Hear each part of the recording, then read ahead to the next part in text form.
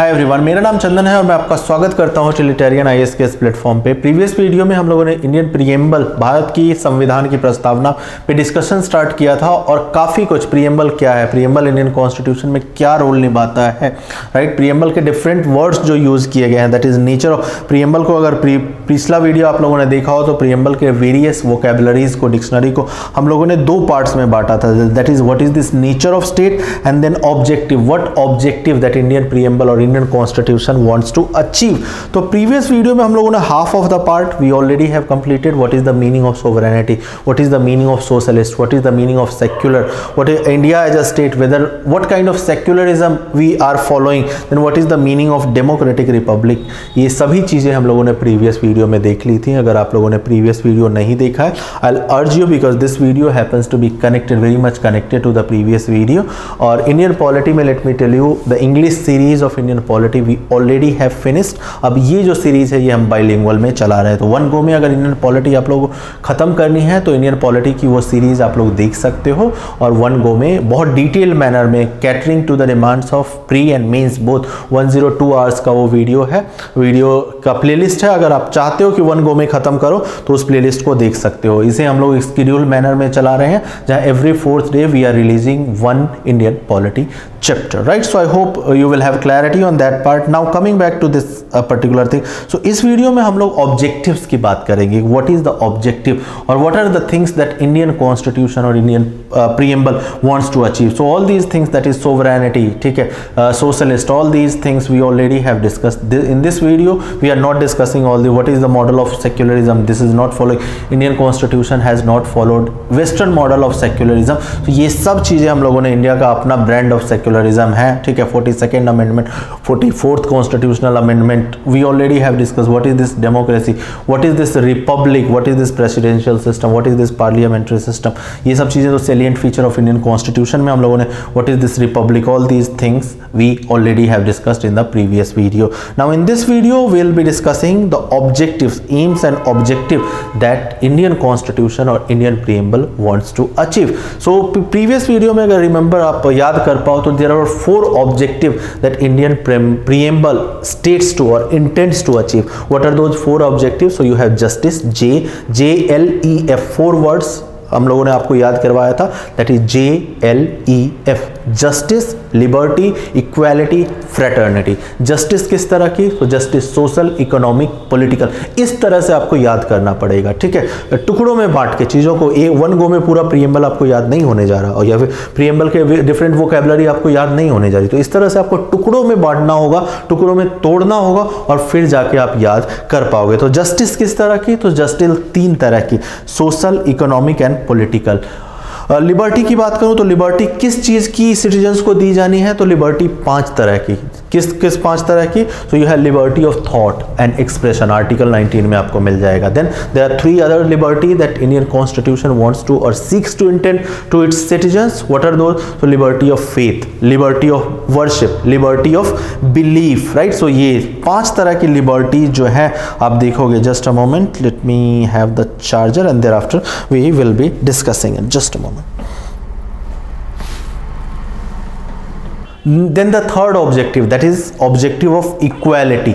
Equality of what? So equality of opportunity and equality of status. Then the 4th goal that Indian Constitution or Indian Preamble attempts to achieve is promoting the fraternity. So आइए चलिए इन सब चीज़ों को हम लोग detail में discuss करते हैं। तो सबसे पहला जो गोल है या सबसे पहला ऑब्जेक्टिव जो इंडियन कॉन्स्टिट्यूशन अचीव करना चाहता है, that is of justice. Justice I already told you किस तरह का, तो justice social, economic and political. अब बात करते हैं कि इंडियन कॉन्स्टिट्यूशन ने क्या सोशल जस्टिस के लिए कोई प्रोविजन या कोई आर्टिकल डाला हुआ है, इकोनॉमिक जस्टिस किस हिस्से में, इंडियन कॉन्स्टिट्यूशन के किस हिस्से में डील होता है, और पॉलिटिकल जस्टिस जो है इंडियन कॉन्स्टिट्यूशन के किस हिस्से में, कौन सा कॉन्स्टिट्यूशनल प्रोविजन पॉलिटिकल जस्टिस की बात करता है। तो अगर बात मैं करूं सोशल जस्टिस की, तो social justice is being dealt in, और सोशल जस्टिस की बात article 14 to article 18 that is right to equality, fundamental right वाला सेक्शन है, हम लोग डील करेंगे फंडामेंटल राइट्स के साथ भी। So part 3 of Indian constitution that is right to equality का जो आर्टिकल है, 5 article starting article 14 to article 18, you will notice that part is dealing with social justice, sorry, right. Then economic justice की बात करें तो DPSP that is part 4 of Indian constitution, article 39 B और C में आपको economic justice की, gender parity की बात जब हम लोग डीपीएसपी बात करेंगे तो यहाँ डिटेल में डिस्कस करेंगे। यहाँ अभी आप लोगों को ब्रीफली ये सारी चीज़ें मैं बता देता हूँ। जब पॉलिटिकल जस्टिस की बात होगी तो आर्टिकल 19 की बात होगी, आर्टिकल 326 की बात होगी एंड आर्टिकल 325 की। इलेक्शन कमीशन जब हम लोग पढ़ेंगे तो आर्टिकल 324, 325, 326 टू 329 वहाँ हम लोग डिस्कस करेंगे। सो 3 टाइप ऑफ जस्टिस की बात, that is social, economic, political. एक फंडामेंटल राइट सेक्शन में आपका सोशल जस्टिस इंश्योर हो जाएगा। इकोनॉमिक जस्टिस की बात आएगी तो डीपीएसपी में आपको जाना पड़ेगा, that is non enforceable. And then political justice की बात आएगी तो again fundamental right plus election commission के प्रोविजन, ठीक है, जो कि हर एक इंडिविजुअल को वोटिंग राइट्स या फ्रेंचाइजमेंट की बात करता है, तो वहां आपको पॉलिटिकल जस्टिस की बात नजर आ जाएगी, right. Now the next goal is of liberty, ठीक है, जस्टिस हो गया, that is J component is over. Now we are entering into that L component, JLEF, justice, liberty, equality, fraternity. अब एल कंपोनेंट पे एंटर करते हैं, that is liberty. So liberty की definition again, अगर पहली वीडियो आप लोगों तो मैंने क्वेश्चन भी बताया था 2019 में क्वेश्चन वो पूछ लिया गया था। So what is the meaning of liberty? So liberty के एक्चुअली 2 मीनिंग है, one does have negative connotation and the other meaning of liberty has some positive connotation, ठीक है। तो दोनों के मीनिंग देखते हैं। Absence of restraint, it does have negative corner. Liberty क्या है? किसी भी चीज़ को करने की आज़ादी। तो किसी भी चीज़ नहीं, there are certain reasonable restrictions, ठीक है। Even a fundamental right has been extended to you, still that fundamental right is subject to certain restriction. So yes, liberty has been extended to you but it is subject to certain restriction. But जो exact जो absolute liberty का concept है, that talks about absence of restraints, किसी तरह का restraint. As a human individual we are born free and we should die free. किसी तरह का पॉलिटिकल बाउंड्री नहीं होना चाहिए, किसी तरह की कोई कॉन्स्टिट्यूशनल ऑब्लिगेशन, कोई रूल वगैरह किसी भी individual. So that kind of absolute concepts that it is talking about absence of complete restraint, but it does have, because it is talking about restraint, so it is said to be कि इस पे एक negative connotation, इस liberty की इस definition की एक negative connotation है। देन द पॉजिटिव कॉनोटेशन वाला जो डेफिनेशन है लिबर्टी का, वो आप देखोगे अपॉर्चुनिटी फॉर कंप्लीट या फिर total development of every individual personality. अगर कोई प्रॉस्पर, अगर एक गरीब का बच्चा अगर IAS के लेवल की पोस्ट तक पहुंच सकता है, अगर उसमें कैपेसिटी है, तो सोसाइटीज और गवर्नमेंट शुड इक्विप देम, ठीक है। उस तरह का अगर उसमें इंटेलिजेंस है तो आपको एज अ सोसाइटी आपको उस तरह की अपॉर्चुनिटीज उनको देनी चाहिए, उस तरह का माहौल बनाना चाहिए कि उस लेवल को अचीव कर सके। सो अपॉर्चुनिटी देनी चाहिए for the development of individual personality, that is also definition but that has a positive connotation. अब लिबर्टी किस टाइप की? So liberty of thought, expression, belief, faith and worship. Thought and expression वाला जो liberty है वो article 19 में आपको मिल जाएगा।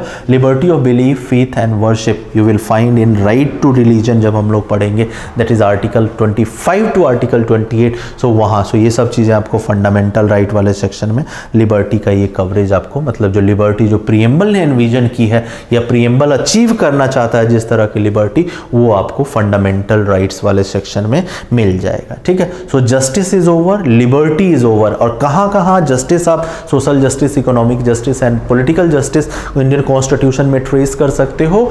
एंड लिबर्टी के ये 5 liberty, liberty of faith, liberty of worship, liberty of belief, then you have liberty of thought and expression, ये 5 लिबर्टी कहाँ ट्रेस कर सकते हो ये मैंने बता दिया। So J component, L component is over of the objective. Now we are moving to E component, that is equality. अच्छा, लिबर्टी जो है, लिबर्टी, इक्वालिटी, फ्रेटर्निटी, जो ट्रिनिटी बोली जाती है, ये कहाँ से हम लोगों ने बोरो की है? So liberty along with equality and fraternity we have borrowed from French revolution. France से हमने ये बोरो किया, फ्रेंच कॉन्स्टिट्यूशन से हमने बोरो किया है। Now E component, that is the third objective of preamble और इंडियन कॉन्स्टिट्यूशन। सो किस तरह की इक्वालिटी की? So there are 2 type of equality that this preamble intends to extend to its citizen, हमारे सिटीजन्स को दो तरह की equality, that is equality of status. Now emphasize on this word, equality of status and equality of opportunity. इन दोनों को हम लोग separately पढ़ेंगे कि क्या होती है equality of status and what is this equality of opportunity.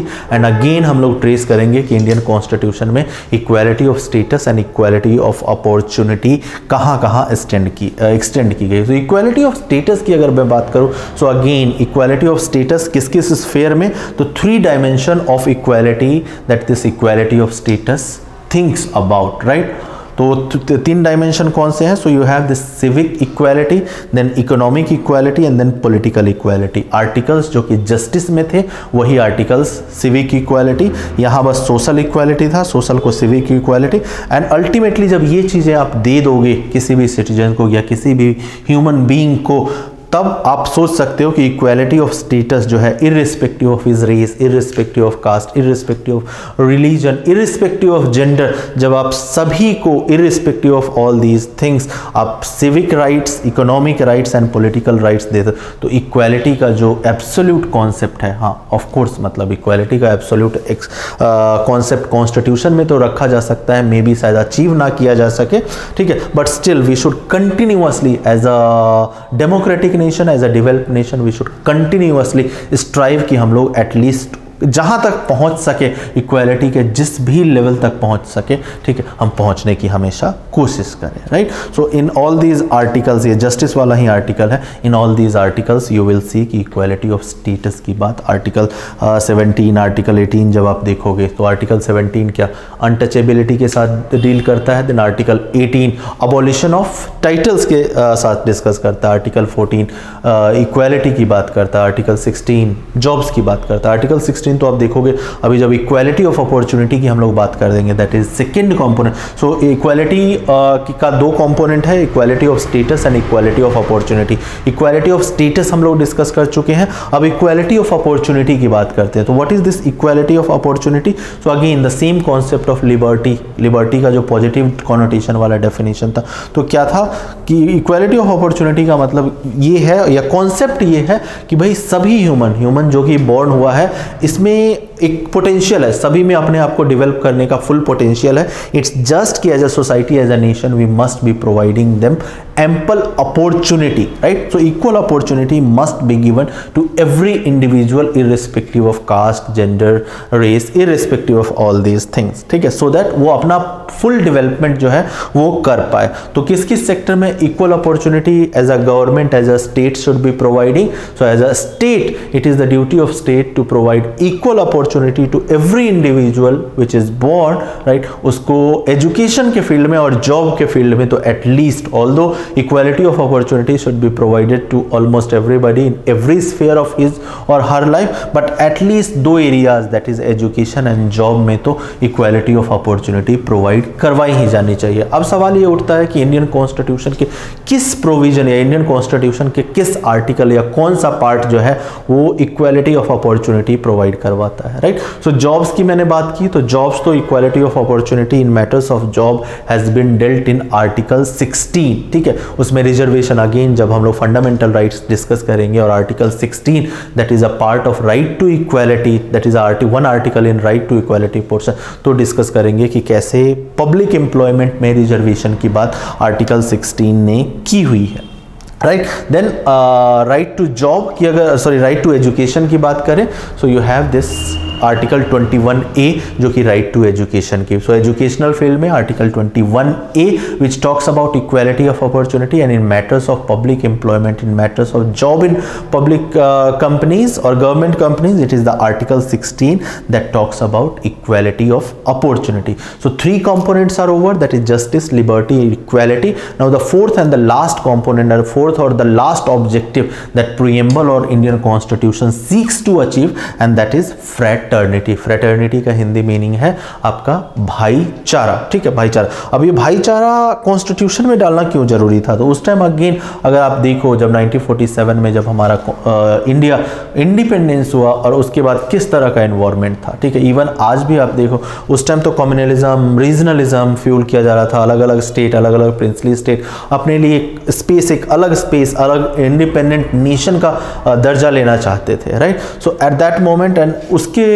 ऊपर भी आप देखो casteism, religionalism, right, you have various kind of forces जो कि अपने लिए अलग अलग स्पेस कार्व आउट कर रहे थे। सो इट वाज नेसेसरी कि इस तरह की भी जो वर्ड्स हैं फ्रेटर्निटी, भाईचारा वगैरह, आज भी आप देखो तो डिफरेंट रीजन्स, इंडिया के डिफरेंट रीजन कहीं ना कहीं सेपरेटिस्ट मूवमेंट चल रहे हैं। नागालैंड वगैरह जाओ, असम जाओ, है ना, तो इसमें एक एरिया है जो कि ग्रेटर नागालैंड की डिमांड कर रहा है। खालिस्तान की डिमांड हर टाइम राइज कनाडा से, मतलब अभी भी खालिस्तान की जो बंदे हैं वो कनाडा से डील कर रहे हैं, ठीक है। तो खालिस्तान की फार्म प्रोटेस्ट भी अभी जो हो रहा है उसमें कहीं ना कहीं उसका डिसकंटेंट दिखा था और कहीं ना कहीं खालिस्तान वाले अपना स्वार्थ उसमें भी सिद्ध करने की कोशिश कर रहे हैं। उल्फा मूवमेंट्स असम में देखो, वो भी एक सेपरेटिस्ट टेंडेंसी के साथ थोड़ा बहुत काम कर रहे हैं। At different times communalism fan होता रहता है, कम्युनलिज्म की राइटिंग वगैरह डिफरेंट हिस्से में अलग अलग टाइम पे होती रहती है, ठीक है। फिर आपका कैस्टिज्म है जो कि कहीं ना कहीं एक अलगाववाद की भावना या फिर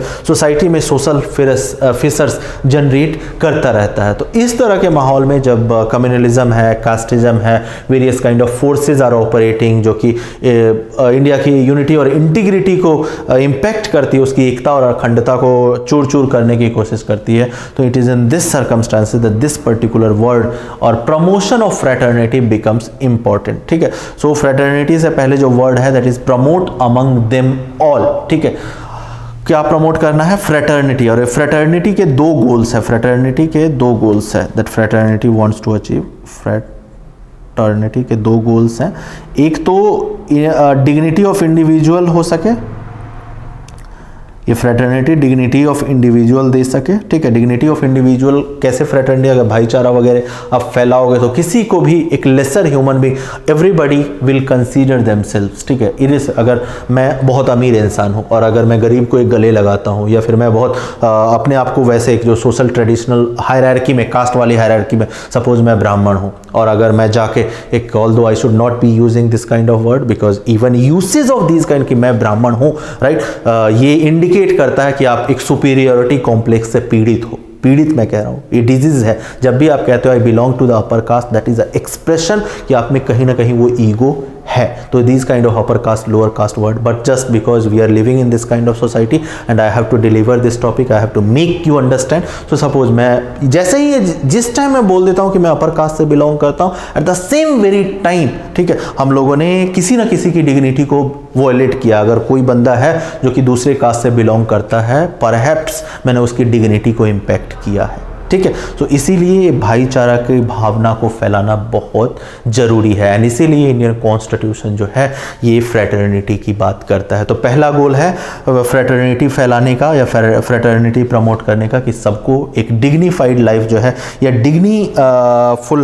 डिग्निटी भरी लाइफ मिले। Just a moment guys. And the second goal that the fraternity has कि integrity of the nation. Now again integrity कैसे प्रमोट होगी? अगर फ्रेटर्निटी, अगर हम फ्रेटर्निटी अगर पुश हो रही है तो integrity, unity and integrity, this integrity has been, पहले जो था वो सिर्फ यूनिटी वर्ड था इंडियन प्रीएम्बल में। ये फ्रेटर्निटी वर्ड जो है it has been this integrity word has been added by 42nd constitution. So integrity क्या है? अखंडता, देश की अखंडता भी। अगर रीजनलिज्म वगैरह प्रमोट नहीं है, जो रीजनलिज्म जो कश्मीर में थोड़ा बहुत कभी कभी, खालिस्तान वगैरह, सो अगर फ्रेटर्निटी हम प्रमोट करते रहेंगे, भाईचारा प्रमोट करते रहेंगे, तो जो रीजनलिज्म का जो भी डर है या रीजनलिज्म के गोल्स हैं वो अचीव नहीं हो पाएंगे। And this is how by promoting the fraternity we will also be ensuring not only unity but the integrity, अखंडता of the nation as well. बहुत सारी क्लासेस में इन यूनिटी एंड इंटीग्रिटी को कंबाइन कर दिया जाता है, बट इंटीग्रिटी अगर एक वर्ड ऐड की, प्लीज ट्राई टू अंडरस्टैंड कि इंटीग्रिटी की अगर जरूरत हमें महसूस हुई है कि 42nd कॉन्स्टिट्यूशनल अमेंडमेंट से हम डालें, तो उसकी वजह ही यही थी कि कि इस तरह की रीजनल मूवमेंट जब चलती हैं तो भारत की अखंडता को, इंटीग्रिटी को कहीं ना कहीं इम्पैक्ट करती हैं या चैलेंज करती हैं, एंड इसलिए सेपरेटली वर्ड इंटीग्रिटी जो है वो डाला गया था। और फ्रेटर्निटी के प्रमोशन से, फ्रेटर्निटी को, भाईचारा को हम लोग बढ़ा के हम लोग इंश्योर कर सकते हैं कि एवरी इंडिविजुअल को डिग्निटी इंश्योर हो, यूनिटी कंट्री की मेंटेन रहे, यूनिटी कंट्री में मेंटेन रहे वेरियस सोशल ग्रुप्स के बीच में, एंड नेशन की इंटीग्रिटी जो है वो भी इंश्योर हो पाए। I hope you will have clarity on the fourth goal और the fourth objective that constitution intends to achieve. So justice आपका हो गया, लिबर्टी आपका हो गया, इक्वालिटी हो गया, and the fourth was fraternity. ठीक है, डिफरेंट सब categorization as well. I hope you will have clarity on, एक एक वर्ड का मैंने डिफरेंट मीनिंग आप लोगों को समझा दिया है। Let me grab the pen and thereafter will be starting this thing. So objectives भी आपके हो गए हैं। अब कुछ डिफरेंट पोर्शंस, प्रीएम्बल के डिफरेंट पार्ट्स की बात कर लेते हैं या डिफरेंट चीज़ों की। सो इज प्रीएम्बल अमेंडेबल, इसके ऊपर डिफरेंट सुप्रीम कोर्ट्स के you had this in 1960। And दूसरा क्वेश्चन है कि whether preamble is part of Indian constitution और नॉट। सो नेक्स्ट स्लाइड पे आप देखोगे there has been 3 cases at 3 different times. Berubari का केस था 1960 में, then you have this Keshavananda Bharati case 1973, and then LIC of India case 1995। इन 3 डिफरेंट सुप्रीम कोर्ट ने, although ये तीनों केस डायरेक्टली इन 2 सवालों के जवाब नहीं देते, उनके प्राइमरी गोल इन तीनों केसेस के अलग अलग थे, but at the same time in दोनों सवालों के जवाब भी इन तीनों केसेस में आपको मिल जाएगा। सो बेरुवरी का केस था Berubari versus union of India 1960 में, तो उसमें देखोगे कि along with the other judgement the supreme court gave as part of this judgement, इसने ये भी बोला कि प्रीएम्बल जो है इंडियन कॉन्स्टिट्यूशन का पार्ट नहीं है। Again I am emphasising, Berubari case में बोला गया कि प्रीएम्बल इंडियन कॉन्स्टिट्यूशन का पार्ट नहीं है। जब दूसरा सवाल आया इसी केस में, whether preamble can be amended और नॉट, तो इन्होंने बोला नहीं, प्रीएम्बल को आप अमेंड भी नहीं कर सकते। ठीक है, Kesavananda Bharati case 1973, although it is dealing with other things as well. जब हम लोग दूसरे चैप्टर्स में पढ़ेंगे, जब दूसरे चैप्टर्स में प्रोसीड, तो केशवानंद भारती केस बहुत इंपॉर्टेंट हो जाएगा। ठीक है, जुडिशरी और एग्जीक्यूटिव में किस तरह से तो वहाँ Kesavananda Bharati case is going to very important, but 1973 अभी के लिए याद रखो और केशवानंद भारती केस याद रखो। उसमें बोला गया नहीं, जो ये प्रीएम्बल है that happens to be very integral part of Indian constitution because it has been made by the same constituent assembly जिसने कॉन्स्टिट्यूशन बनाया था। तो प्रीएम्बल को आप कैसे नहीं और प्रीएम्बल जो कि गाइडिंग लाइट है, ठीक है, जिनको कॉन्स्टिट्यूएंट असेंबली के मेंबर्स ने कि it is embodies the basic vision of India और the basic philosophies of Indian constitution, तो उसको आप कैसे नहीं मानोगे इसका part. So it happens to be integral part of the Indian constitution. दूसरा सवाल था कि whether it can be amended और नॉट, तो केशवानंद भारती केस में बोला no, it can be very much amended. ठीक है, लेकिन बेसिक स्ट्रक्चर डॉक्ट्राइन जो ओपाइन करते हैं केशवानंद भारती केस में होता है, जो कि हम लोग आगे आने वाले चैप्टर्स में पढ़ेंगे कि what is this basic structure doctrine, right. तो उसमें ये बोला जाता है कि ठीक है, प्रीएम्बल को आप अमेंड, एग्जीक्यूटिव को बोला जाता है कि प्रीएम्बल को पार्लियामेंट चाहे तो अमेंड कर सकती है, but without disturbing the basic doctrine. ठीक है, बेसिक स्ट्रक्चर ऑफ कॉन्स्टिट्यूशन को आप डिस्ट्रॉय नहीं कर सकते। Then LIC of India case जो 1995 है, उस केस में देखोगे कि जो केशवानंद भारती का जो स्टैंड था उसी को रीअफर्म किया जाता है, और इस केस में भी बोला जाता है yes, preamble is very much part of Indian constitution, and second question का जवाब दिया जाता है कि yes it can be amended. So 2 cases हैं, Keshavananda Bharati case and LIC of India case. Primarily first is Keshavananda Bharati case, इसमें बोला जाता है ठीक है, आप प्रीएम्बल पार्ट भी है इंडियन कॉन्स्टिट्यूशन का और इसे अमेंड भी। बेरुवरी केस जो कि कहता है नहीं, ना तो पार्ट है और ना ही आप अमेंड कर सकते हो। सो इन 3 केसेस को आप लोग याद रखना।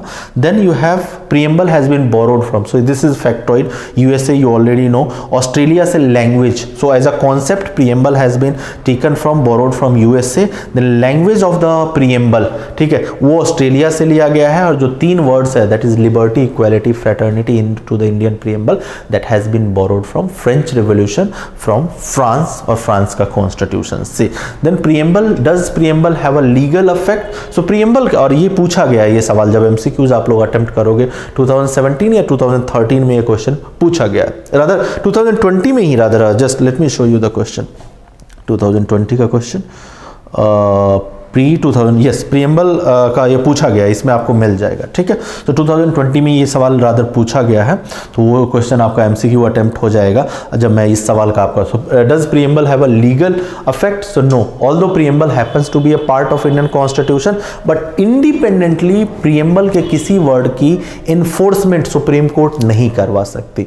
सो independently I am saying, mind you the word, see preamble का at the end of day use क्या है, यूटिलिटी क्या है। सो प्रीएम्बल की यूटिलिटी सिर्फ इतनी है कि जिस भी पोर्शन में, जिस भी जगह पे किसी कोई इंटरप्रिटेशन होना है, कोई लॉ पास किया पार्लियामेंट ने और उसका इंटरप्रिटेशन सुप्रीम कोर्ट कर रही है, whether this law is violative of any provision of Indian constitution और नॉट, सुप्रीम कोर्ट को ये असेस करना है कि वेदर दिस एक्ट जो कि पार्लियामेंट ने या स्टेट असेंबली ने पास किया है ये किसी तरह से किसी कॉन्स्टिट्यूशनल प्रोविजन को वायलेट तो नहीं कर रहा। तो उस टाइम सपोज अगर कॉन्स्टिट्यूशनल प्रोविजन क्लियर नहीं है, क्लियरली स्टेट, वहां जुडिशरी को कहीं ना कहीं डाउट है कि भाई इस चीज के बारे में कॉन्स्टिट्यूशन ने सही से नहीं बोला है, कोई सोशल इक्वालिटी या फिर इकोनॉमिक इक्वालिटी, तो उस टाइम वो लोग प्रीएम्बल के पास भागेंगे, ठीक है। प्रीएम्बल को रीड करके और स्पिरिट, कॉन्स्टिट्यूशनल स्पिरिट को अंडरस्टैंड करने की कोशिश करेंगे और फिर उसके साथ मतलब प्रीएम्बल को कॉन्स्टिट्यूशनल प्रोविजन के साथ पढ़ के और फिर बताएंगे कि whether that act is violative of constitution और not. So the conclusion is कि preamble independently though is not enforceable but at times, कुछ समयों पे जहां की कॉन्स्टिट्यूशनल प्रोविजन जो है क्लियर नहीं है, एम्बिग्यूअस है, वेग है, सही से मैसेज नहीं दे रहे, तो उस टाइम जुडिशरी प्रीएम्बल का सहारा लेके बताएगी कि एक पर्टिकुलर एक्ट जिसको हम लोग जज कर रहे हैं, इंटरप्रेट कर रहे हैं, वो कॉन्स्टिट्यूशनल वायलेशन है या नहीं है। सो कॉन्स्टिट्यूशन के अदर प्रोविजंस के साथ इन्फोर्स किया जा सकता है बट इंडिपेंडेंटली आप इन्फोर्स इसके प्रोविजंस को नहीं कर सकते, इसकी लीगल इन्फोर्सिएबिलिटी इंडिपेंडेंटली नहीं है। आई hope you do have clarity on this particular question. Then there are certain factoids. Constitution दो begins, ये पॉइंट हम लोगों ने ऑलरेडी डिस्कस कर चुके हैं फर्स्ट वीडियो में, एंड मोशन फॉर ये पॉइंट भी हम लोग डिस्कस कर चुके हैं कि प्रीएम्बल ऑल्दो फर्स्ट पेज है इंडियन कॉन्स्टिट्यूशन का, बट इसे सबसे लास्ट में डिस्कस किया था ड्राफ्टिंग कमेटी ने और कॉन्स्टिट्यूएंट असेंबली में। अक्टूबर 1949 में जाके इसे अडॉप्ट किया और नवंबर 1949 that was the last month, ठीक है, 26 नवंबर 1949 को आपका अडॉप्ट हो जाता है, कुछ पार्शियली अडॉप्शन हो जाता है और सेम मंथ में जो ये है आपका प्रीएम्बल है वो जाके डिस्कस एंड अडॉप्ट होता है, right. So that is the factoid. Now I am leaving you with certain questions जो कि मैं एक्सपेक्ट करूंगा कि आप लोग अटेम्प्ट करें, ठीक है। सो this is one question UPSC 2013 में पूछा गया है, सीक्वेंस इसका शायद सही नहीं है। This is the second question जो कि 2013 में अगेन पूछा गया है। दिस इज सेकेंड क्वेश्चन 2017 में पूछा गया है, तो थर्ड का सीक्वेंस खराब हो गया है। फोर्थ क्वेश्चन जो कि 2019 में पूछा गया है, and this is the fifth question that has been asked in 2020, that is the same year in which we are recording this particular video. So third का सीक्वेंस आप लोगों का खराब हो गया, थर्ड सबसे पहले है, तो सीक्वेंस के अकॉर्डिंग आप लोग आंसर देना कमेंट सेक्शन में, पहले फर्स्ट का देन सेकंड का। ये वीडियोस आप लोग पॉज कर सकते हो, मैं ज़्यादा टाइम नहीं दे रहा, ठीक है। तो मोबाइल में अगर वीडियो आप लोग देख रहे हो तो पॉज करते चलना, सेकंड देन थर्ड वहाँ पहले सबसे पहले था, फोर्थ ये है एंड फिफ्थ ये है। तो ये सारे क्वेश्चन आपके यूपीएससी में प्रीएम्बल के चैप्टर से पास्ट में पूछे गए हैं। So with this I am wrapping up this video. In the next video of the Indian polity, we'll be discussing the next chapter. Till then, bye bye.